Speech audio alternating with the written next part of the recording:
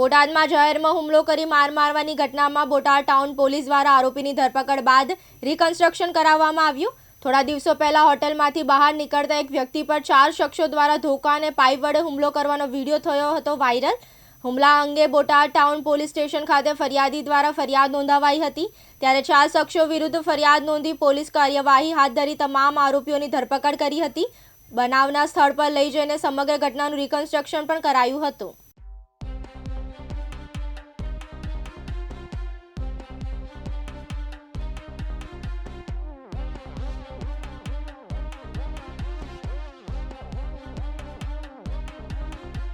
Botad town police station ખાતે જે ગુનો દાખલ થયેલ તે ગુનામાં ફરિયાદી દ્વારા તેમના ઉપર આ કામના અજાણ્યા જે 4 ઈસમો છે તેમના દ્વારા પ્રાણઘાતક હુમલો કરવામાં આવેલ હતો તેવી હકીકત આપવામાં આવી હતી।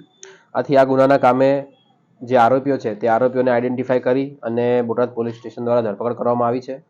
જે આરોપીઓ શક્તિરાજ બસિયા કે તેઓ નાગલપર ગામના રહેવાસી છે, જયદીપભાઈ કાળુભાઈ ખાચર કે તેઓ ઠાકણિયા ગામના રહેવાસી છે, મહિદીપભાઈ કાળુભાઈ ખાચર તેઓ પણ ઠાકણિયા ગામના છે અને દીપરાજભાઈ જોરુભાઈ તેઓ નાગલપર ગામના છે।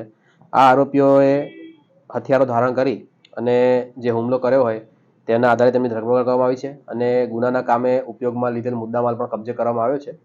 આ બનાવ કઈ રીતે અંજામ આપવામાં આવ્યો છે તે આધારે તેમને બનાવ સ્થળે લઈ જઈ અને પોલીસ દ્વારા તે બનાવનું રિકન્સ્ટ્રક્શન કરવામાં આવ્યું છે। આથી પુરાવા મેળવવાની જે પ્રક્રિયા છે તે વધુ યોગ્ય રીતે સાંકળી શકાય। પોથાભાઈ શેખલિયા, દિવ્યાંગ ન્યૂઝ, બોટાદ।